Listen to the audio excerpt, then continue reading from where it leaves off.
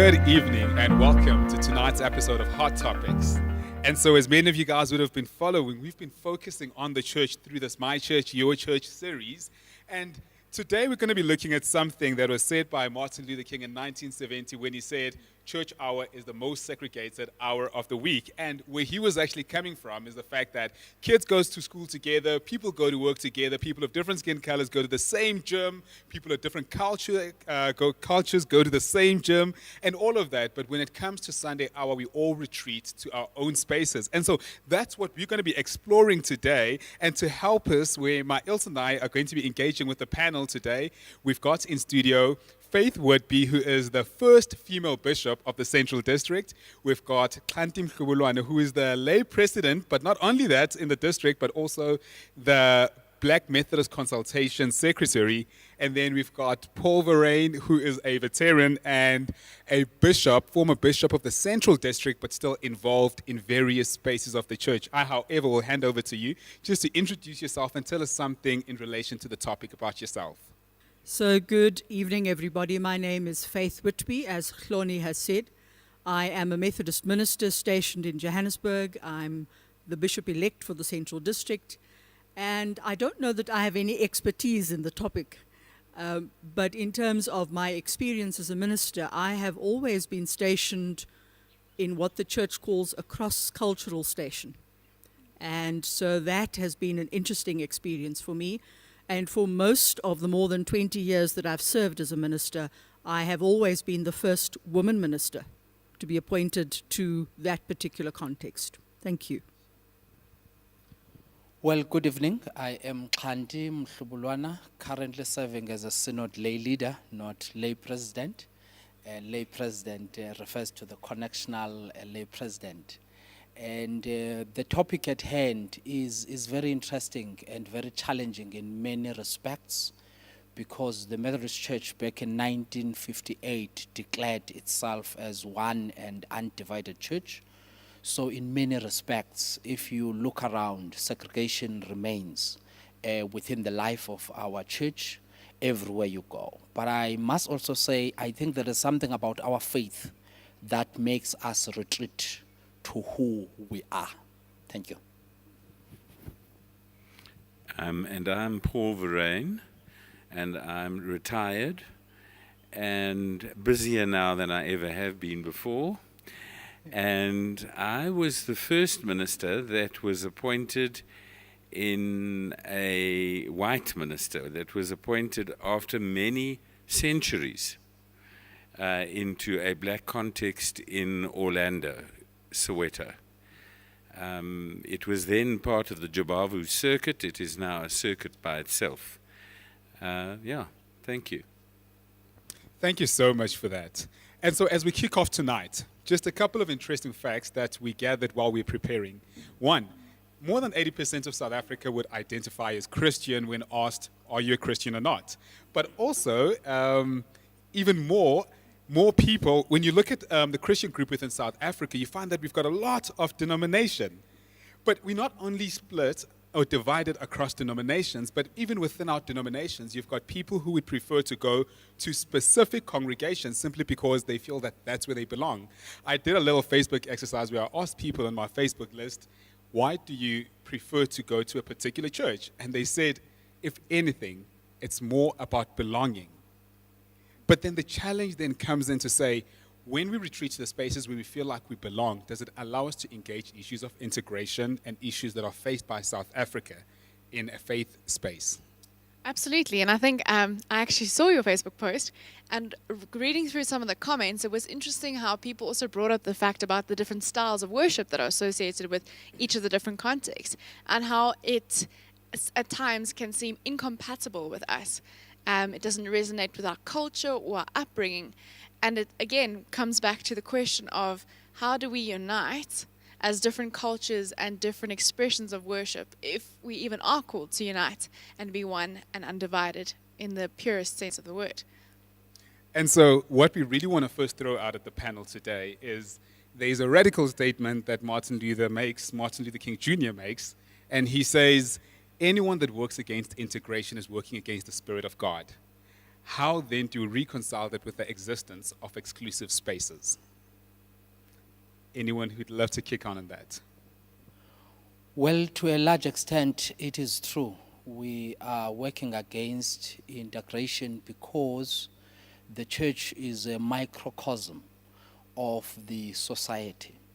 The segregation you see in church, to a large extent, it is the segregation that remains in our communities.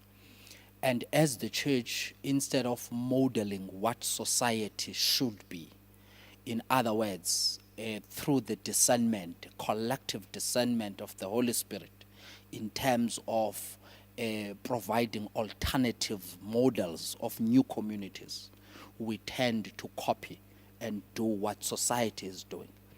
And just lastly, unlike workplaces and schools, as an example, that have laws, employment equity, basic conditions of employment act and all of that, we don't have that in religion. It is a voluntary association. You become a member voluntarily. You don't have law that says thou shalt, thou shalt. And so this integration cannot be forced. People must see the need for integration, and indeed through the collective discernment of the Holy Spirit, so that we don't work against the Holy Spirit. I love that so much. I don't know, are there any other thoughts? Just a slightly a different perspective. And while I would agree with Hunty that we don't have laws as such in terms of how the church operates, I do think if we're talking about the discernment of the Holy Spirit, that is foundational to who we are as Christians. And so when Jesus prays that we would all be one in John 17, that I think needs to be held as a law.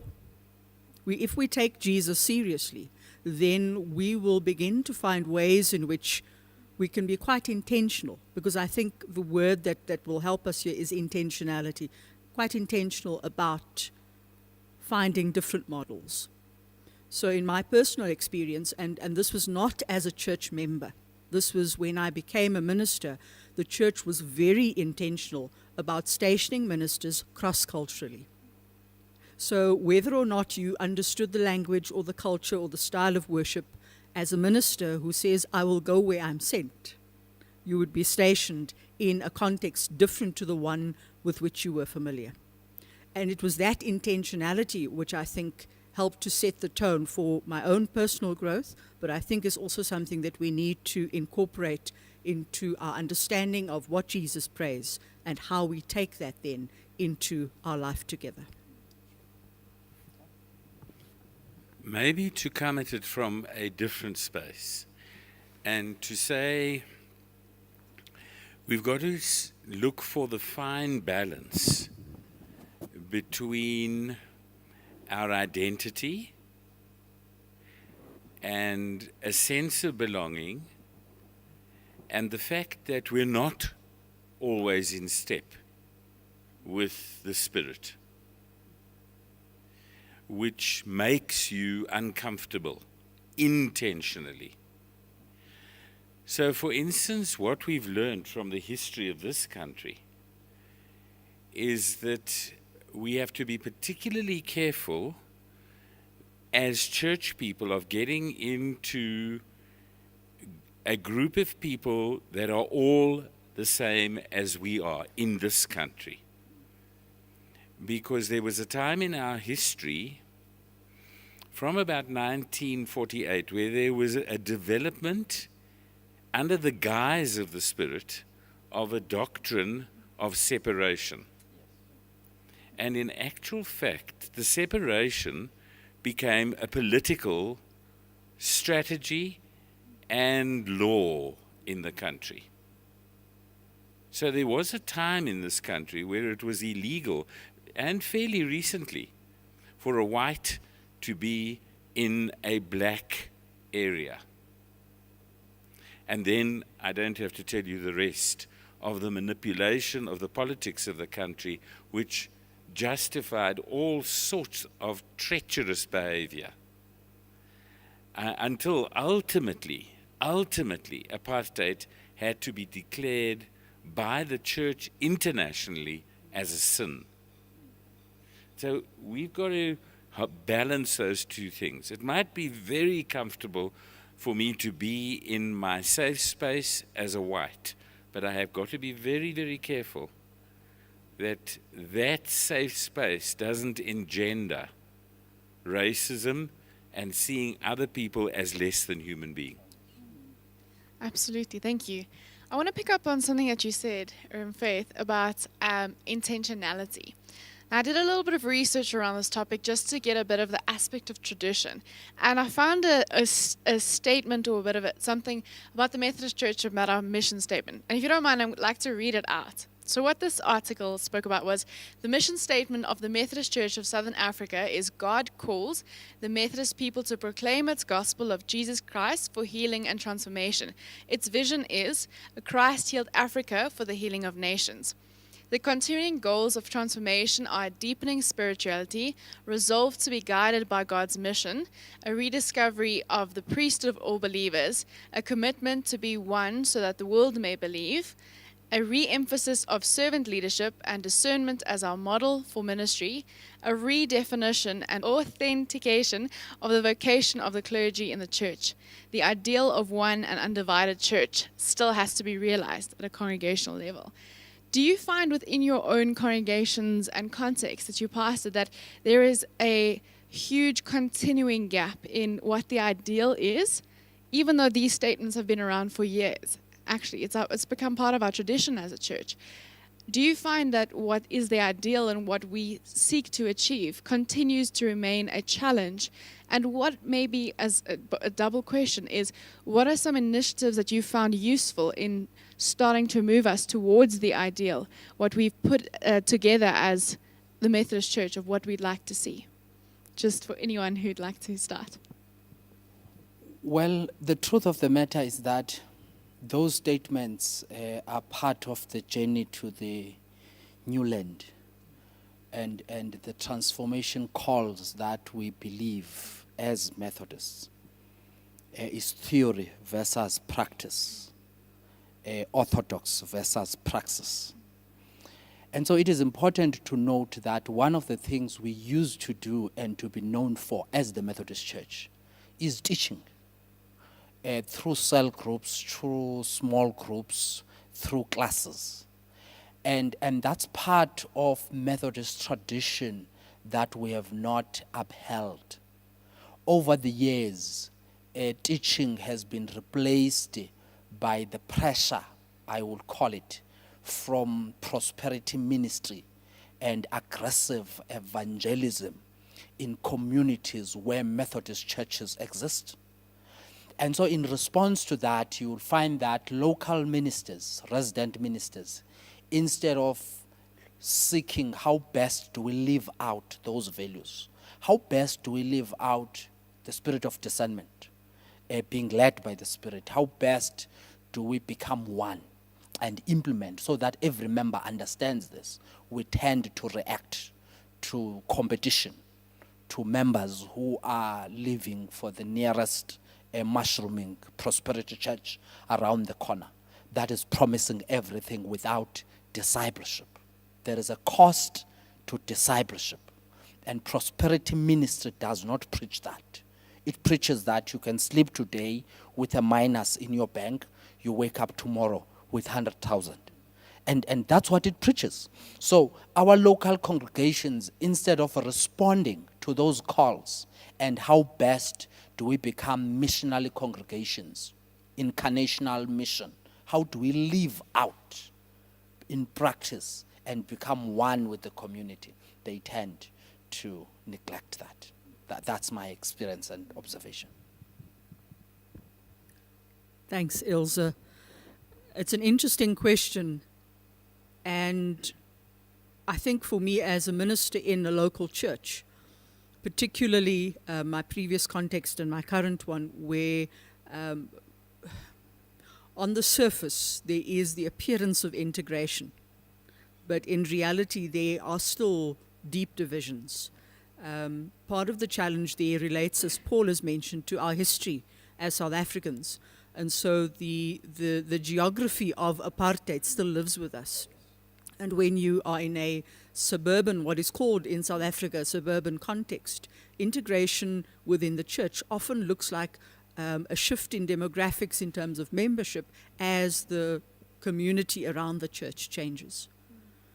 Then I think there are opportunities to begin the conversation. To begin the conversation in your leadership as a local minister around what does, and we need to think about the language we use. Are we talking inclusion?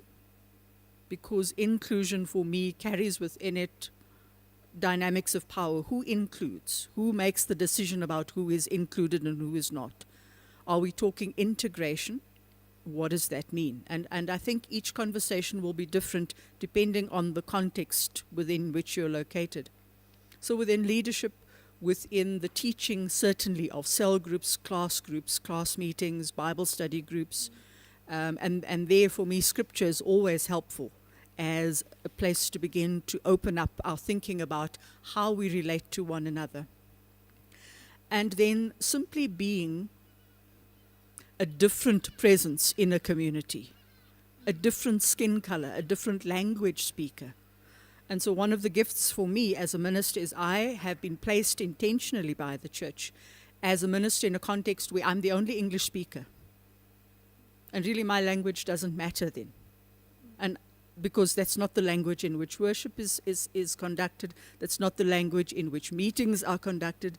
And so part of the challenge is, I think, for those of us who are first language English speakers, is to live with that discomfort, to be prepared to say, I don't know, I have no clue, I don't, even though I'm supposed to lead. I might be the steward, I might be the minister. And so for me, it's a journey, it's a process, it's a conversation, it's work that needs to happen. And that happens when you build relationships in community. I want to begin where Khanti hinted. The Methodist Church down the centuries in this country has been involved in education. It's been a central piece of education. And as we try and become one, central to that has been an avoidance of what do we have to learn from one another. There is a colonial mindset that is still very present in Methodism, which makes English and white custom right. And all the rest is kind of a second-class affair.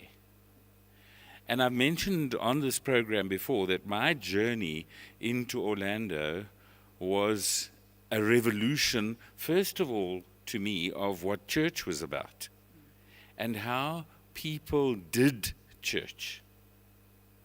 And that church was not as divorced from people's lives as the culture that I come from, which was an hour on a Sunday, a hymn and a thing, and very structured, very organized, which of course appeals to, control, if you want it that way. Then I got into this, what seemed to me a very untidy way of worship, you understand, where the notices, and what's so important about notices? Notices could take an hour. And notices could ramble on to all sorts of nonsense, you understand? And on and on and on. And the church service often lasted without a wink for 2 hours, 2.5 hours, 3 hours. Now, you must understand, for a very important and a very busy person, this is a hang of a waste of time. And I'm now in a context where, what do you mean this is a waste of time? This is God's time, which reconstructed my whole understanding of actually making God an agenda item.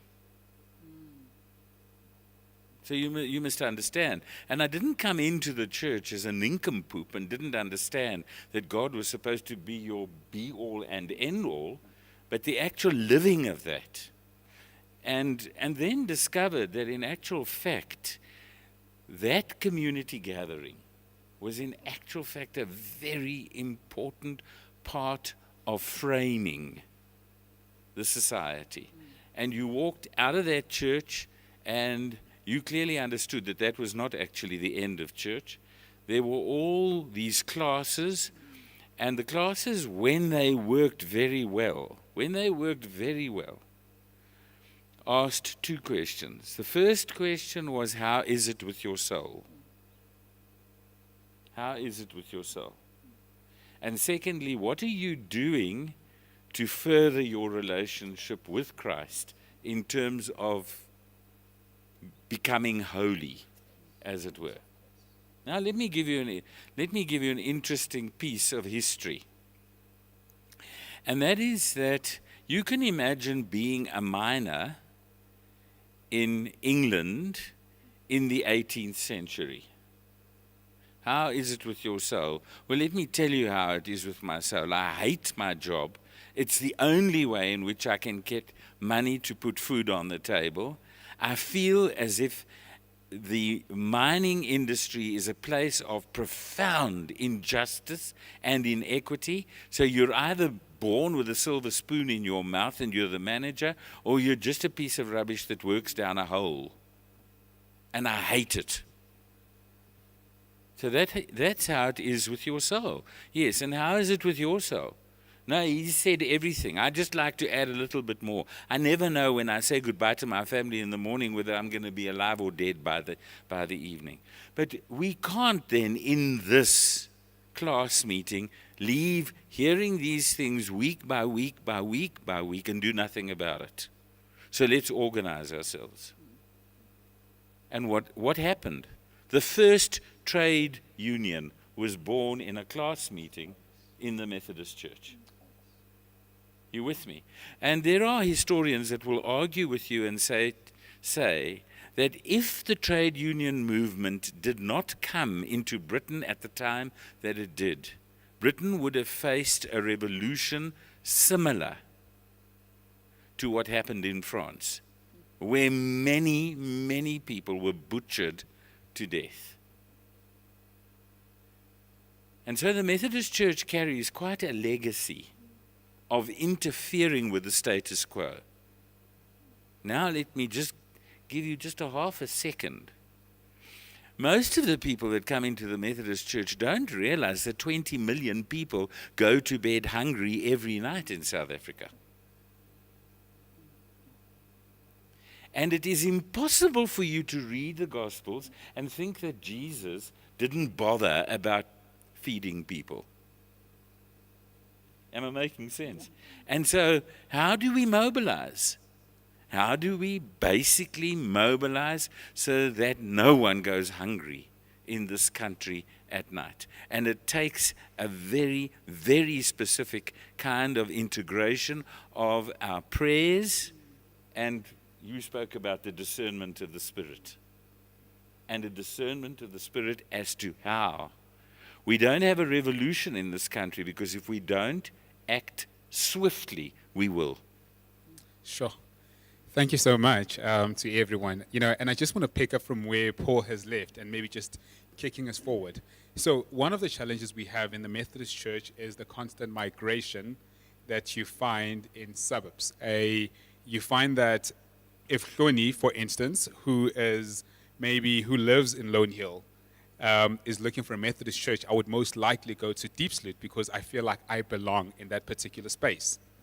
Or you find that in some of our congregations, most of our old white churches, or old suburb churches, perhaps that's the correct phrase for now, will have a lot of services in order to cater for people's different preferences. Now, I want to bring into mind characters like Alpheus Zulu, Bishop Alpheus Zulu of the Anglican Church, who would have been someone who was pro-IFP, pro-ANC, but at the very same time acknowledges the importance of being able to organize yourself across racial lines in order to work against what is happening. So, existing in our exclusive spaces, how do we continue with what has been modeled by people like Bishop Alpheus Zulu, where we are able to organize ourselves when we are in exclusive spaces? Does that work against the ability to organize ourselves against what is happening in South Africa? Or are we most likely able to organize ourselves towards saying, let us engage the inequalities of South Africa when we're all in the same space? Poor people, rich people, people of different belongings and cultural backgrounds. Well, to a large extent, the status quo incapacitates our ability to organize our response as a collective, in that indeed we are all in different spaces exclusively.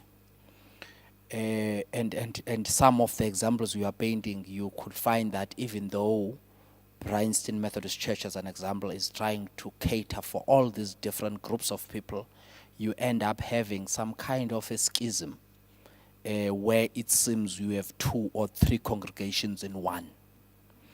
And so, in terms of our ability to organize ourselves against the isms of the society, poverty and the likes, we possibly can do it at a circuit level and not at a local level where it is needed. And we have always learned in the church from our forebears, like Bishop Paul here, that mission is local. And so being local means within the local organization, the local congregation, you must be able to organize your response. And perhaps my last input is that what sustains our segregation is our mental images of what it means to be church. We carry that with us. If I'm from Tuba or from Batawat Secretary to as I am, I carry that mental image of what it means to be church with me, to a point where even if you are a resident in Morningside, Senton, you would look for a church that matches the mental image of what it means to be church to you.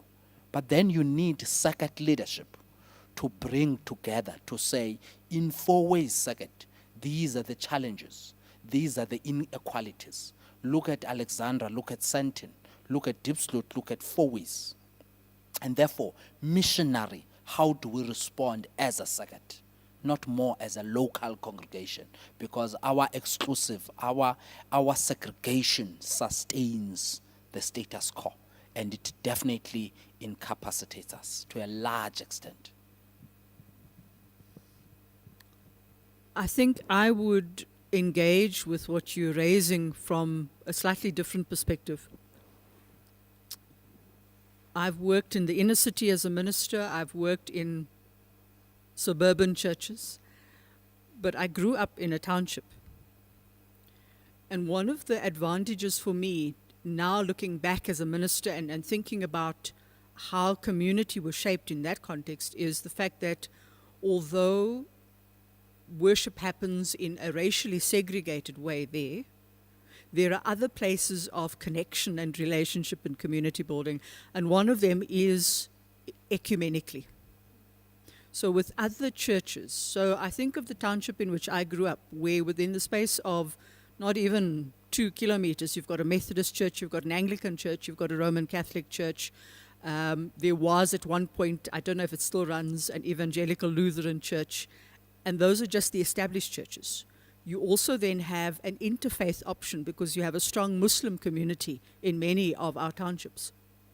And so simply from that basis, although still racially segregated, largely, there are opportunities for connecting, for relationship building, for strategizing and thinking about how do we deal with the fact that drug use is such a huge problem in this community, or unemployment is such a challenge, or food security. How do we, as churches and we can literally walk from one to the other, how do we connect and begin to look for a different way of being that addresses huge issues that affect us here and now locally, but also affect the broader community of which we are a part. And so yes, we are hampered to an extent in certain contexts by our separation, but in other contexts, there are other ways of connecting and building relationships. Faith has triggered a thought for me of two contexts that I've had an opportunity to work in. The one is in Kulini, and you'll remember in Kulini there was a young man of 16 who ultimately ended up dead because he stole a sunflower. And so I eventually ended up in the township of Tlabolugang, which is the township of Kulini. And we began to mobilize there. Now, the interesting thing about the township is that the main road into the township really has one church next to another church, next to another church, next to another church. And so we've met in the Methodist Church. We primarily prefer to meet in the Anglican Church because it's bigger. And we've also met in the Lutheran Church. And they literally are, as Faith says, right next to one another. Now, one of your biggest problems in Tlabolugang is the unemployment of young people between the age of 17, let's say 17 and 25. And there is almost no capacity for these young people. They're unemployed, they're not in an education situation, and what do? What do they do with their day? They get up to nonsense. And they cause havoc for the elders in the community. The other place is a place in KwaZulu-Natal. Just to get to the church we met in, which was the Congregational Church, was hazardous along the road. There were times when we were driving along the road and you wondered if the car just tipped a little bit, would you roll down to the bottom? But the one institution in that place was that there were several churches, not as close as in Kulini. And they brought into the problem of that community the young people. Not so much that the young people were disobedient, but two things. They felt that their young men particularly did not respect women. And the reason for that was that they hadn't been able to go through a transition from childhood into manhood. And then, of course, also the skills. Now, can you imagine setting up something like this? You set up a system where you offer certain skills development opportunities. Skills which very specifically relate to what looks like it could become the economy of that place. Whether it's agriculture, whether it is training people in technical building skills. So you'll go to, let's say, the Congregational Church, and you'll set up an agriculture hub.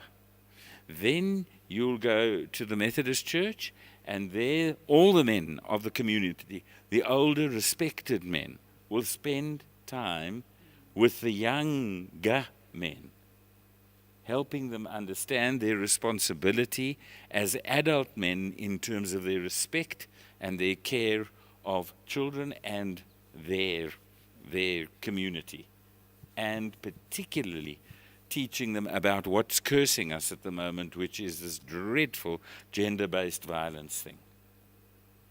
And the same could happen. I was phoned on a Sunday afternoon by the leader of the community in Kulini who said to me, we've got a little girl of 5 that has been raped by a little boy of 10. And we've tried to go to the police station and we have got nowhere. And we're terribly worried that the little girl has been hurt. So because of the work that we've been doing there, because of this tragedy of this young man, I phoned the Dutch Reformed Dominee. He got into his bakkie, he went straight into the township, fetched the little girl and took her to a hospital, a competent hospital not far away. Soon after that, we had a meeting in the Methodist Church and we gathered all the parents, young parents of small children, and had a whole afternoon of training in terms of parenthood, in terms of teaching young children about sex, and on and on. And so what you say really leads me to say we have no idea that if we took the unity of the church in Methodism, the unity of the church in terms of colored, Indian, black, white, we have no idea of the capacity that we will unleash in this country in transforming the entire racist narrative that we're struggling with still. And then you can imagine the church has always been a place of education. What we could do if we put our hands together with Anglicans and Muslims and Catholics and the rest. But then one has to recognize that sitting in your congregation are not just people who have no capacity and who are stupid and who are really just there to sit and listen. There, our class meetings can begin to be mobilized. And we've got the structure in the Methodist Church, particularly in the Black Methodist Church, that operates like clockwork and with efficiency every Sunday. Sure. Thank you. And I think just before we then close it off, I'll throw in a statement that you can answer in 2 seconds, 2 minutes, but just really briefly, is that, there is the need for integration. We definitely need it, without a doubt. But read an exciting article written by one of our ministers, namely Ndikom Chiselwa, in celebrating the existence of the Black Methodist Consultation. And what he cites as one of the reasons, or rather 2 of the reasons, that we still need an exclusive black space is that we still need to engage in equality in the church. He says that is still an important reason, but also we need to eradicate the traits of colonialism that still exist in the church. He makes examples of hymn 245 in Xhosa, which says "Dikhokele," which is a very un-African thing to say, "Guide me." It would rather be "guide us," And so there are these values that are being forced down people's throats, and so you need an exclusive space where you're going to engage those things without feeling inferior, without feeling as though there's a louder voice in the house. So how do we then, before Ilse wraps it up for us in 2 seconds from everyone, how do we then continue to engage the need of integration, but holding it with attention of the other spaces that we need, like spaces that will continue to engage on issues such as why on earth does the Xhosa hymn book still start by demonizing black people and saying when the heathen, why do we still have those issues? Now, how do we hold those 2 tensions? We certainly need to identify areas that need to be changed. That's important. And we take necessary resolutions to change that. Surely there's something wrong with our hymn book still referring to Kumkanikazu Elizabeth centuries later, and as if it is printed in Britain when it is printed here in South Africa. So we really have not done what we ought to have done. And so part of working towards integration is to admit we should have done this, we didn't do it, who is going to do it when, and there's some kind of accountability. 2, and lastly, I agree we still need some of the exclusive spaces to reflect on what it means to be black and the damage that has been caused by colonialism and apartheid. What damage has it caused? Without any interference from someone else to interpret my experience. We need to experience what that means and interpret what that means for us and what solutions can we seek together. In my view, these can coexist without tension. There must be transparency. If I'm going to a Black Methodist consultation, my superintendent always knows that I'm going to this meeting. And if he wants the agenda, I can share the agenda. And that's it. There is transparency. But at the same time, there is freedom in me reflecting on what I believe is important for us to look at. So we've got to work towards integration. There's power in humanism, interfaith, and we increase social action so that we are more visible in the community than we are visible in the sanctuary. The community pulpit must take a higher place in our priority list than the sanctuary pulpit. Thank you. Just very briefly from me, I think the word tension is helpful. And I do think we need spaces of challenge and engagement with one another, but also spaces of reflection and being able to speak in a voice that is heard, that is recognized, and how we manage that is an ongoing journey. The one doesn't necessarily exclude the other. We might, at this stage in our history, need both those spaces as we journey towards a deeper understanding of what it means to be one in Christ. So I do believe that the BMC, as it's abbreviated, is a gift to the church. But let me just say, I suppose this comes from my memory.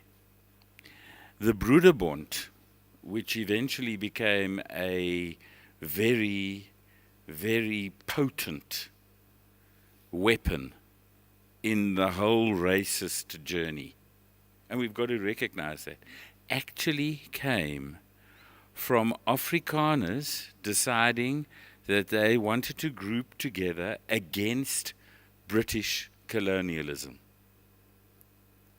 And ultimately it became a vicious instrument of assertion. And so I suppose two things. There is a challenge to the BMC that it, at the back of its mind, has got to keep very carefully in check that power in all of our hands is a very, very tricky gift that can ultimately build or destroy. And so the Afrikaner got their identity all sorted out, and their ultimate target was not decolonization. Their ultimate target became the black community. And they eventually became the victims of a most outrageous victimization. And one has to be careful that can happen. Just as it happened with whites a long time ago. But the second thing, I want to give a challenge to the BMC. And the challenge to the BMC is that there is an enormous educational task that needs to take place, primarily from black to white. Many whites don't see themselves as ignorant, and they are ignorant. They actually do not understand the profound nuance of the cultures of black people. And black people need to stand up and say, these are the things I learn in my culture. And the values that come from essentially being black. Not the old hackneyed Ubuntu and Gumuntu and Gabantu thing. We know all about that. But there are some very, very specific teachings, very specific, that we need to learn from one another. And it would be very wonderful, I think, if the Black Methodist consultation targeted as part of their education program whites and coloreds, with respect, and Indians in the church, so that when we talk about becoming one, it's not just that we have a fancy way of singing and shaking in church together, but there is a very deep understanding and respect of one another. And when you talk about a community pulpit, I mean, that begins to start opening up the imagination of how you begin to start spreading the word in a new way. Thank you. I just want to say thank you to everyone here, but also to those that have joined us from home. I think there's one thing that my sense is leaving this is that it is an unfinished conversation. that within our homes, within our communities, within our churches, within each exclusive group that we find ourselves a part of, this conversation must continue. And it is in that way that we do find ourselves moving towards being one and undivided church. And so I just want to encourage everyone at home to join us on Tuesday night as we unpack this a little bit further as part of our Tuesday night chats at 7 p.m. on Zoom. The details will follow quite soon, but I'd like to encourage you to join us as we see where do we come up with these ideas and how do we understand this a little bit more contextually, but also practically within our own spaces. And so please do join us for that. We wish you a blessed evening and a wonderful week further.